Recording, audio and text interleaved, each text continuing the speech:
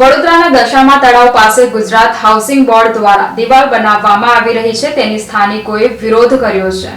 દશામા તળાવ પાસે Gujarat housing board દ્વારા દિવાલ બનાવવાનો વિરોધ કરવામાં આવ્યો છે। વડોદરાના દશામા તળાવ પાસે 400 થી વધારે હાઉસિંગ બોર્ડના મકાનો ત્યાં આવેલા છે। જો આ દિવાલ બનાવવામાં આવે તો વરસાદી પાણી પણ અટકી જશે અને લોકોના ઘરોમાં પાણી આવી જશે। સ્થાનિક રહીશોએ વિરોધ કર્યો હતો અને ગુજરાત હાઉસિંગ બોર્ડ વિરુદ્ધ સૂત્રોચ્ચાર કર્યા હતા। આમ આદમી પાર્ટીના આગેવાન વિરેન રામી દ્વારા સ્થાનિકોને સાથે રાખી અને ખાડામાં ઉતરી વિરોધ કર્યો હતો। ગુજરાત હાઉસિંગ બોર્ડ અને ભાજપની હાય હાય બોલાવી હતી। વડોદરા મહાનગરપાલિકાના પશ્ચિમ વિસ્તારની જો વાત કરવામાં આવે તો પશ્ચિમ વિસ્તારની અંદર દશામાના મંદિર પાસે ગુજરાત હાઉસિંગ બોર્ડ દ્વારા અત્યારે દિવાલ બનાવવાની કામગીરી ચાલી રહી છે અને જે દિવાલ બનાવી રહ્યા છે એની બરાબર નીચે પાણીની લાઈન જાય છે, વરસાદી કાંસ જાય છે, ગેસની પણ લાઈન જાય છે।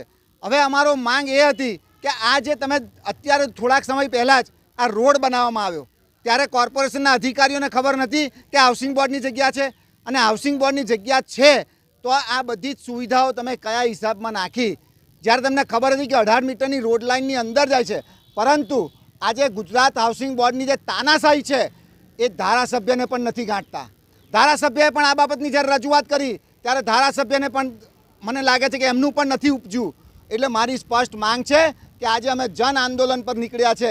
આજે અહીંની તમામ જનતાને પણ અમે વિનંતી કરીએ છીએ કે આજે ગોરવા ગામનું જે પાણી છે એ સમગ્ર પાણી અહીંયાથી દશામાના મંદિરની અંદર જાય, દશામાના તળાવમાં જાય અને દશામાના તળાવથી પછી એ ગોત્રી તળાવમાં જતું હોય છે।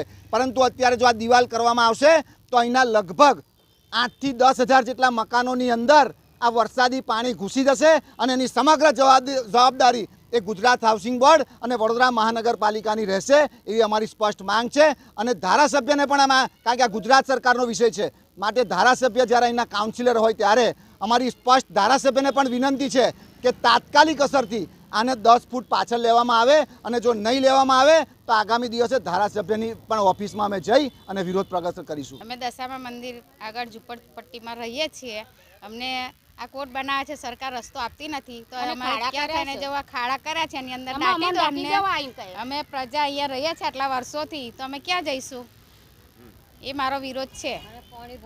અને પાણી અમારે ત્યાં ગઈ સાલે ઝૂંપડપટ્ટીમાં પાણી ભરાઈ ગયું હતું, આ સાલ તમે અહીંયા કોર્ટ મારો છો તો અમે પાણી ક્યાં જશે? આખા ગોરવાનું પાણી અમારા દશામા મંદિરના તળાવમાં આવે છે તો પછી આ પાણી ક્યાં જશે ને ઝૂંપડામાં પહેરી જશે તો અમને કોણ સરકાર કેવી રીતે મદદ કરશે? 108 જ્યારે અમારે બીમાર થઈ જઈશું, કદાચ છોકરાને પ્રોબ્લેમ થશે તો 108 બી કેવી રીતે આવશે? અમે મરી જઈશું તો અમારા કોર્ટની પાછળ અમારી જીવતી લાશો દાટવાની છે અહીંયા। અમે એનો વિરોધ કરીએ છીએ।